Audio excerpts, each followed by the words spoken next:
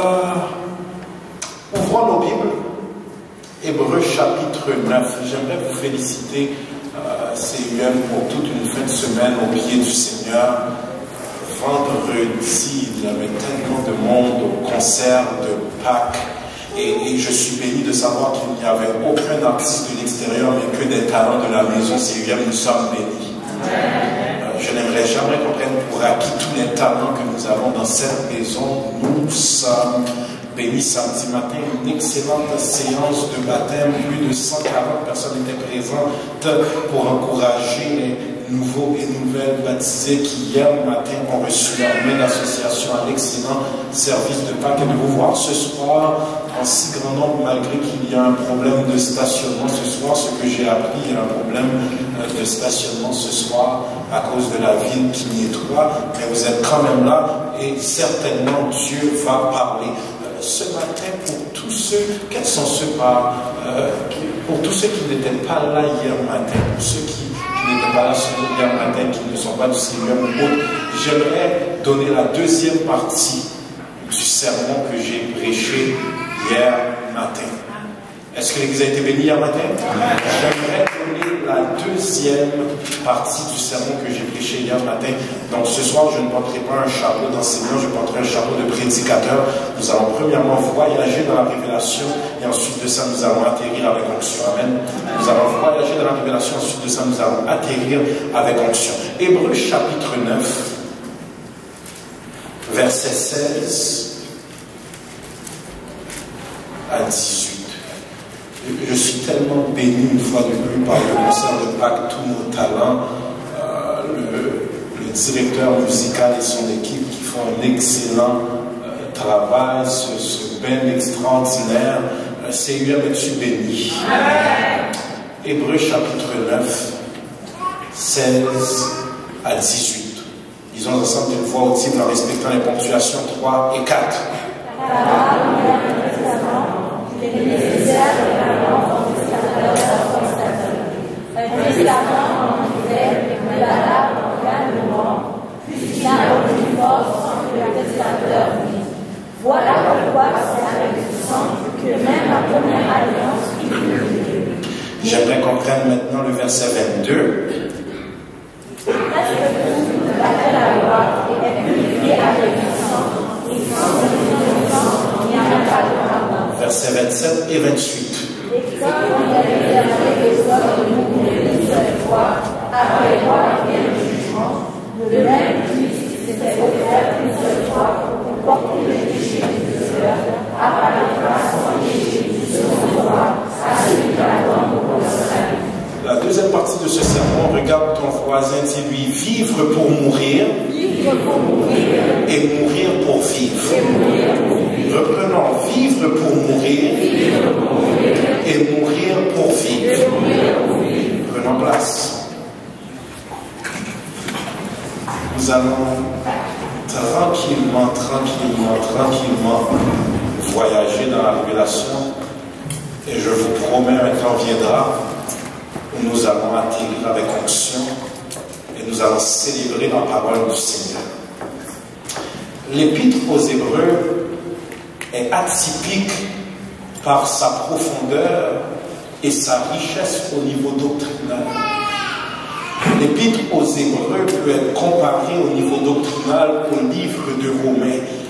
C'est un livre qui contribue de manière extrêmement précieuse au canon du Nouveau Testament. C'est impossible de comprendre la connexion entre l'Ancien et le Nouveau Testament sans comprendre la richesse et la profondeur de l'Épître aux Hébreux. Je pense que c'est capital de comprendre ça. C'est important de comprendre la révélation du livre de l'Épître aux Hébreux si nous voulons comprendre l'infinie connexion qu'il y a entre l'Ancien et le Nouveau Testament. Car le Nouveau Testament est caché dans l'Ancien Testament et l'Ancien Testament est révélé dans le Nouveau Testament. Je reprends. Le Nouveau Testament est caché dans l'Ancien Testament et l'Ancien Testament est révélé dans le Nouveau Testament. Pasteur, que dis-tu? Jésus est caché dans l'Ancien Testament. C'est pour cette raison que l'Éternel dit à Moïse, le peuple a soif, mais ne frappe pas le rocher par ta colère, parce que c'est Christ qui sera frappé par ma colère pour nos péchés. Laissez-moi répondre.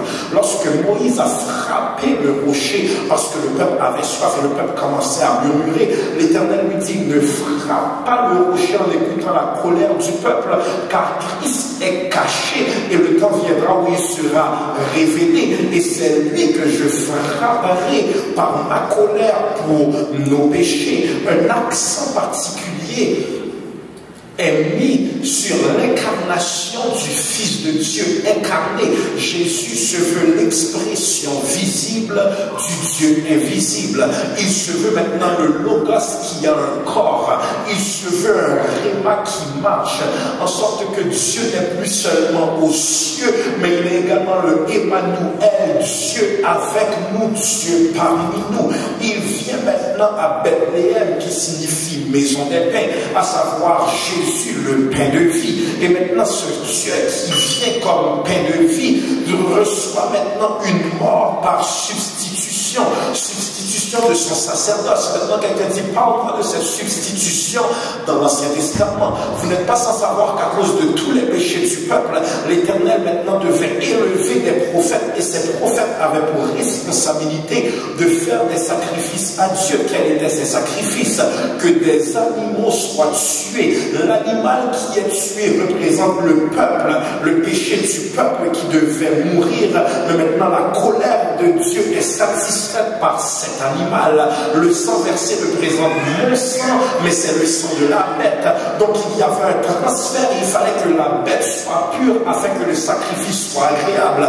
Mais il y a un petit problème, à chaque fois qu'un sacrificateur tombe, il faut un nouveau sacrificateur et il faut un nouveau sacrifice. Donc la justice de Dieu n'est jamais satisfaite. Que faut-il pour satisfaire la justice de Dieu? C'est ce que ce livre va nous enseigner, que Jésus, le protagoniste, le personnage principal de ce livre, fait le pont entre l'ancienne et la nouvelle alliance pour dire désormais, il ne faudra plus d'animaux, il ne faudra plus d'agneaux sans défaut, car voici l'agneau de Dieu qui ôte les péchés du monde. Est-ce qu'on est encore ensemble? Je vous perds, je peux travailler. Voici l'agneau de Dieu qui ôte les péchés du monde. Voici la substitution.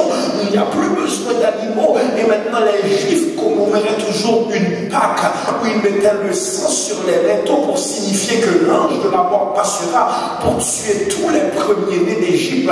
Mais puisque vous êtes mon peuple, puisque je fais sacrifice avec vous, puisque je fais alliance avec vous, le diathéqué, puisqu'il y a un diathéqué, puisqu'il y a une alliance, je passerai et je vous ferai passer outre les disciples d'Égypte. Je vous ferai passer outre les coquerelles. Je vous ferai passer outre la mer changée en sang. Je vous ferai passer outre que la mort des premiers-nés d'Égypte. C'est ça la Pâque. La Pâque signifie passer outre les obstacles qui voulaient m'emmener à la mortalité.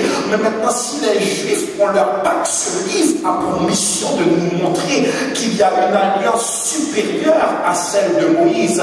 Il y a un sacrifice supérieur à celui de Moïse.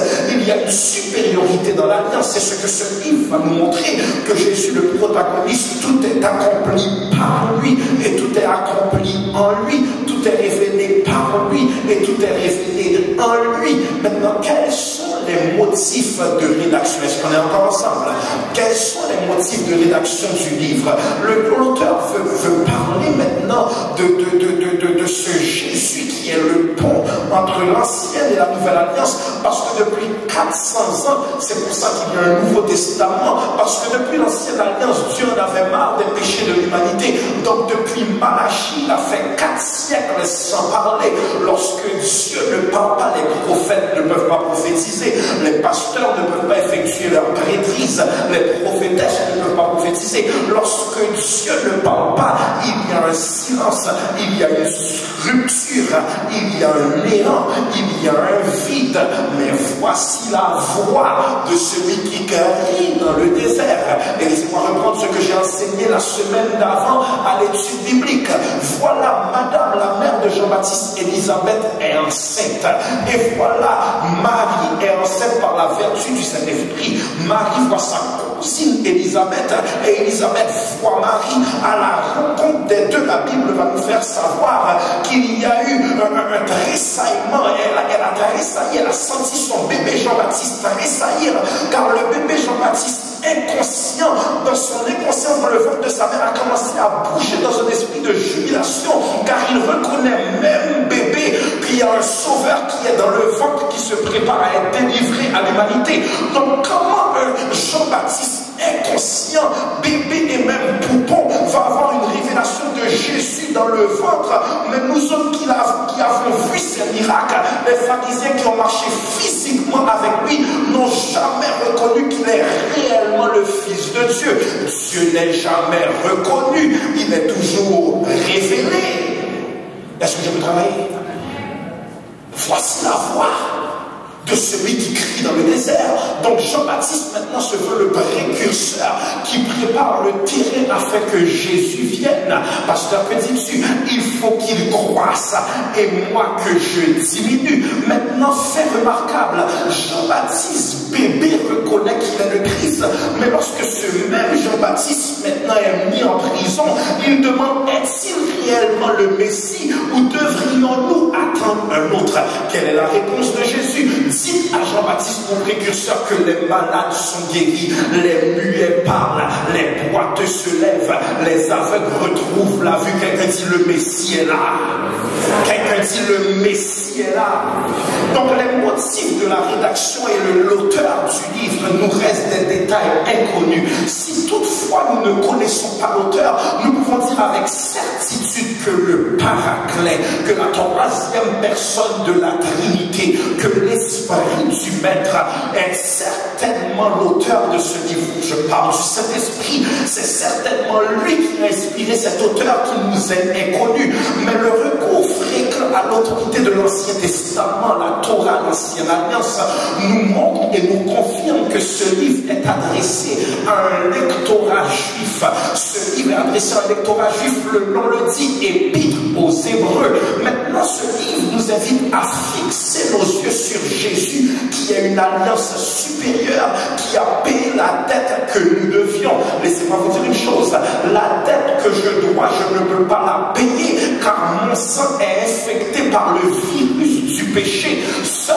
Jésus pouvait satisfaire la justice du Maître. Voyageons encore un peu, je vous promets, on va atterrir avec onction, mais voyageons encore un peu dans la consécration et dans la révélation. Laissez-moi travailler encore ce texte-là. Nous allons fêter dans quelques instants, croyez-moi. Mais il est important de comprendre que Dieu maintenant cherchait un sacrifice pur qui n'allait plus devoir être renouvelé, qui allait le satisfaire une fois pour toutes. Mais il ne peut pas y avoir de nouvelle alliance sans que le sang soit versé. Pasteur Caleb, que dis-tu? Même dans le monde occulte, lorsque tu veux aller à une autre dimension, lorsque tu veux signer un pacte avec le diable, on te donne une aiguille, on te dit: pique de ton doigt et signe par ton sang. Cela montre qu'il n'y a pas de retour en arrière. Cela montre qu'à la vie et à la mort, tu ne pourras jamais renoncer à ça. Mais ce paiement par sa mort m'a donné la vie. Il ne peut pas y avoir de vie sans le sang. Lorsque le sang ne circule plus, c'est la mort. Lévitique 17:11 va déclarer: la vie est dans le sang. Hébreux 9:22 va déclarer: sans effusion de sang, il n'y a pas de pardon. Je reprends: sans effusion de sang, il n'y a pas de pardon. Je m'attribue dans une dimension théologique, je n'ai pas étudié dans la médecine, mais je peux savoir que la seule chose qui circule dans le sang, dans le corps, c'est le sang. C'est le sang qui transporte l'oxygène. Dans ton corps physique, tes os ne bougent pas, tes tendons ne bougent pas, tes muscles sont stationnaires. La seule chose qui bouge et qui circule à l'intérieur de toi pour s'assurer que l'appareil corporel fonctionne bien, c'est ton sang. Et lorsque ton sang ne circule plus l'oxygène, à l'instant même tu meurs. Pasteur, pourquoi une telle analogie? Il est important pour nous de comprendre que lorsque le sang de Jésus n'a plus sa place dans son corps qui est appelé l'Église, s'installe la mort. Lorsque le sang de Jésus ne bouge plus dans la prière, c'est la mort. Lorsque le sang de Jésus ne bouge plus dans l'adoration, c'est la mort. Lorsque le sang de Jésus ne bouge plus dans les jeûnes, c'est la mort. Lorsque le sang de Jésus ne bouge plus dans les prédications, c'est la mort. Pourquoi? Parce que c'est seulement le sang de Jésus qui fait paniquer l'enfer. C'est seulement le sang de Jésus qui fait en sorte que Satan nous sommes justifiés. C'est seulement le sang de Jésus qui fait en sorte que Satan, l'accusateur, n'a plus de pouvoir. Car lorsqu'il vient dire, voilà ce que mon enfant a fait, voilà ce que ton enfant a fait, voilà ce que le pasteur a fait, maintenant Dieu peut regarder et dire, je vois rouge, car cette personne est couverte par le sang. Je vois rouge, car ses fautes sont couvertes par le sang. Son passé est couvert par le sang. Et le sang de Jésus fonctionne en tripartie. Il a réglé mon passé, il a réglé mon présent, il a réglé mon futur, il a réglé pour mon fils qui n'est pas encore arrivé, ta fille qui n'est pas encore arrivée. Quelqu'un lève ses mains et dit, vive le sang de Jésus. Dans ton corps, si le sang ne circule pas, c'est la mort. Qu'est-ce qu'une église sans la révélation du sang de Jésus? C'est pour cette raison qu'il y a beaucoup d'assemblées, mais notre démonologie n'est pas très puissante, parce que nous n'avons pas la révélation de qu'est-ce que le sang de Jésus. Lorsqu'il s'agit d'un démon, je n'ai pas à m'époumoner pendant 4-5 heures de temps, à l'instant même où je dis Satan, le sang de Jésus est contre toi. Il est supposé d'avoir une épiphanie et se rappeler de sa défaite à Golgotha. Il est supposé d'avoir plutôt un souvenir et se rappeler de sa défaite à Golgotha. Sans le sang de Jésus, l'église chante mais en vain, prie mais en vain, prêche mais en vain, lit la parole mais en vain. Sans le sang de Jésus, notre expérience chrétienne se limite à être religieuse. Je ne sais pas pour toi, mais lorsque je viens dans la présence de Dieu, je ne mets pas tous ces vêtements-là seulement pour un feeling de religion. Je ne passe pas 45 églises pour venir dans celle-là seulement pour un feeling de religion. Je ne vais pas manquer mon emploi pour venir dans la présence de Dieu seulement pour un feeling de religion. J'ai mieux à faire. Lorsque je viens dans la présence de Dieu, je dois sentir que je prends un choc électrique. Et quel est ce choc électrique? Onction. Quel est ce choc électrique? Révélation. Quel est ce choc électrique? Puissance. Quelqu'un lève ses mains et dit quelque chose doit se passer quand je rentre. Il devait maintenant comprendre que c'est le sang versé qui donne une raison d'être. Nous devons comprendre que c'est le sang versé qui donne une raison d'être à notre évangile. S'il ne s'agit pas de ce sang versé, soyons musulmans. S'il ne s'agit pas de ce sang versé, soyons bouddhistes. S'il ne s'agit pas de ce sang versé, soyons des scientologistes. S'il ne s'agit pas de ce sang versé, soyons des francs-maçons. S'il ne s'agit pas de ce sang versé, soyons des vaudouisants. Mais lorsque je regarde le cimetière de tous ces soi-disant faux dieux, je vois que la tombe de Bouddha est encore là, je vois que la tombe de Mahomet est encore là, je vois que la tombe de Confucius est encore là, je vois que la tombe de tous ces soi-disant je suis encore là, je vois que Hitler n'est jamais sorti, Duvalier père n'est jamais sorti, Duvalier fils n'est jamais sorti, mais je suis celui que je suis. Lorsque je vais visiter le cimetière des soi-disant dieux, je vois qu'il y a un qui est sorti de la tombe. Tu peux trouver le tombeau, mais tu ne peux pas trouver le cadavre. Or, la prédication de la croix est une folie pour ceux qui périssent, mais pour nous, elle est une...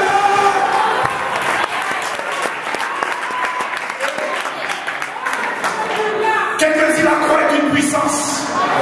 Quelqu'un dit la croix est une puissance. Laissez-moi travailler encore un peu. Il est important pour nous de comprendre, frères et sœurs, que lorsque nous nous réunissons dans un sanctuaire, évoquons cette puissance. Parce que, homme de Dieu, la croix est sous attaque au Québec. On ne veut plus de croix dans les écoles. On ne veut plus de croix à la cour.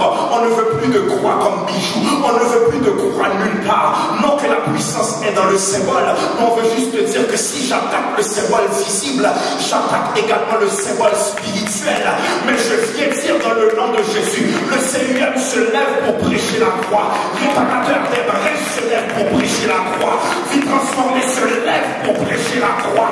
Le refuge se lève pour prêcher la croix. Pétuel se lève pour prêcher la croix. Le corps de Jésus se lève pour prêcher la croix. Et nous allons la prêcher sans limite. Quelqu'un n'a pas compris? Tu comprendras plus tard.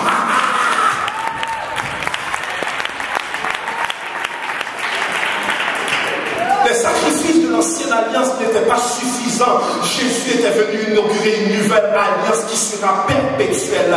Le seul Dieu pouvant satisfaire la justice de Dieu. Seul Dieu pouvait satisfaire la justice de Dieu. Maintenant, Dieu a donné Dieu à l'humanité pour réconcilier l'humanité à Dieu. Je veux prend. Lorsque Dieu a vu la putréfaction morale, la putréfaction spirituelle de l'humanité, Dieu a donné Dieu pour réconcilier l'homme à Dieu. Donc voilà Jésus 100% Dieu qui vient maintenant d'un côté, il tient l'humanité, de l'autre côté, il tient la main de son papa et il dit, voilà, il y a réconciliation. Voilà, il n'y a plus de silence. Voilà, il n'y a plus de séparation. En sorte qu'il n'y a plus d'inimitié. Satan n'est plus entre Dieu et moi. Satan n'a plus le choix de regarder la scène parce que la croix est un mouvement de réconciliation. Quelqu'un dit réconciliation. Est-ce que je peux travailler encore un peu? Maintenant, il est important de comprendre qu'il devait mourir pour satisfaire la justice de Dieu, car sa mission était d'être le donneur sanguin universel. Malheureusement, il y a certaines personnes qui meurent parce qu'ils ont besoin d'une transfusion, et certaines fois, il y a plein d'autres personnes qui peuvent donner du sang, mais ils ne sont pas compatibles. Ils doivent chercher le donneur compatible, sans quoi la prochaine adresse sera la boîte rectangulaire appelée cercueil. Mais je suis content de savoir que lorsque mon sang a été contaminé par le péché d'Adam, pasteur, parle-moi de cette contamination.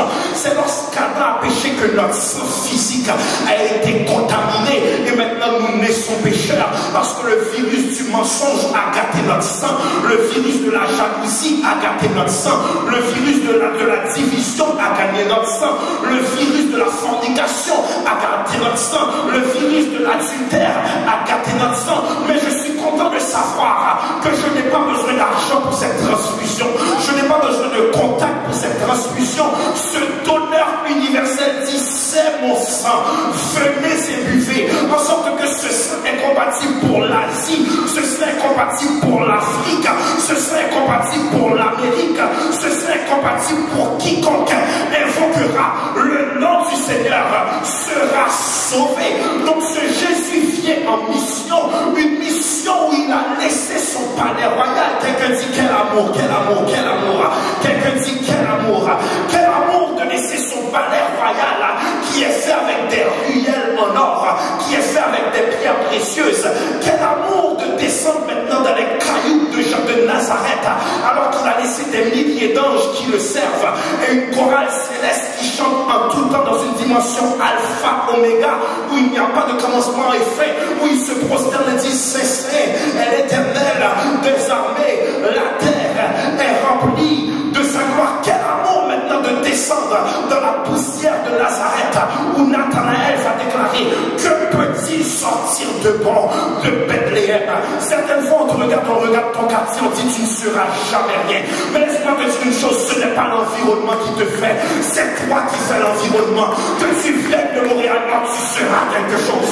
Que tu viennes de Pinard, tu seras quelque chose. Que tu viennes d'Auchlac à Maisonneuve, tu seras quelque chose.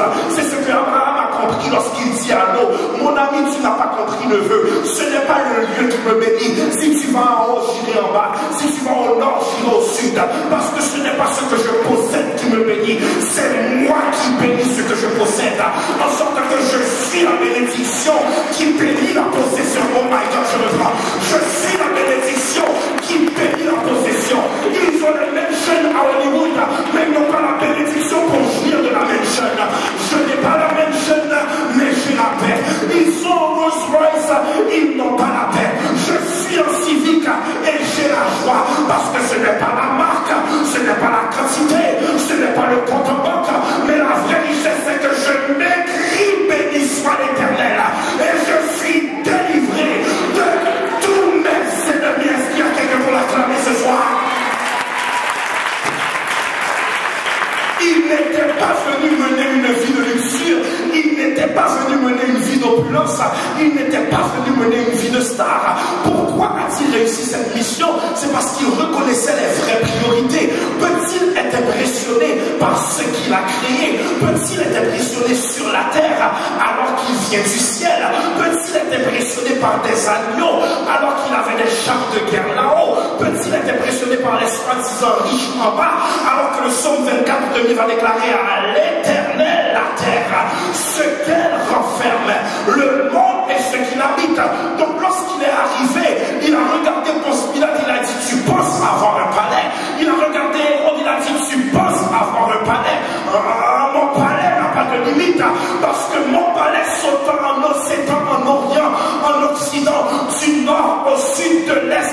adresse. La terre est mon marchepied. La terre est tellement à moi. Lorsque j'ai besoin de jurer, je jure par moi-même parce que tout est à moi. Je suis concentré sur ma mission. Il devait mourir car sa mission était une mission de réconciliation. Matthieu 11, verset le met comme ça.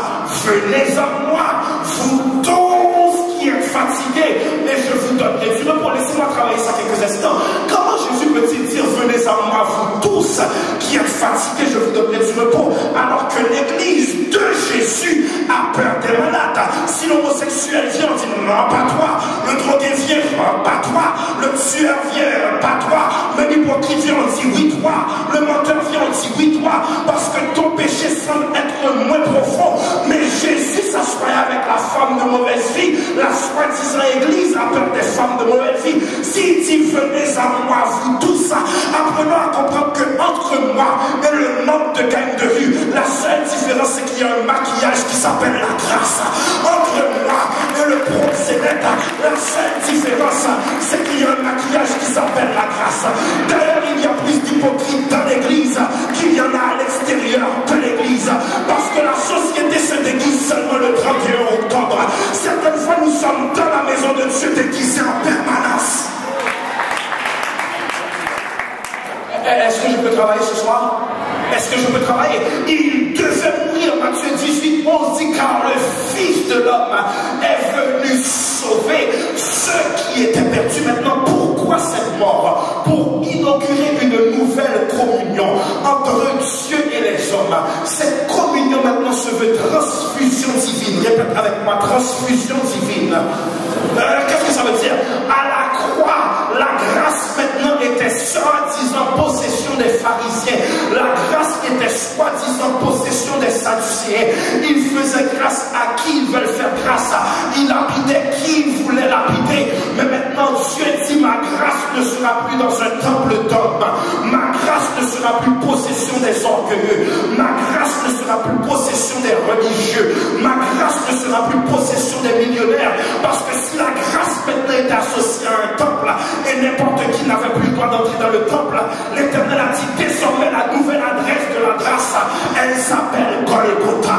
La nouvelle adresse de la miséricorde s'appelle Golgotha. Pasteur Petit, à Golgotha, fouillons croix sans Jésus découlé, en sorte que à tout cœur m'a chanté. Comment amour est-ce qu'il y a un peuple ce soir qui peut acclamer la nouvelle adresse de la grâce, en sorte que à ta croix je me prosterne, où ton sang coula pour moi. Aucun amour n'est plus grand. Oh, si tu veux m'empêcher d'entrer dans le temple, tu ne peux pas m'empêcher de m'approcher de la croix. Si tu veux m'empêcher d'avoir une position parce que je ne ressens pas un religieux, tu ne peux pas m'empêcher de me prosterner à la croix. Parce que la croix n'est pas une adresse que les hommes peuvent contrôler. Elle n'appartient pas à la mairie. Elle n'appartient pas au gouvernement. Partout où je passe, la croix me suit et dit miséricorde insondable. Dieu peut-il tout pardonner? Jésus, je viens à toi tel que je suis prêt.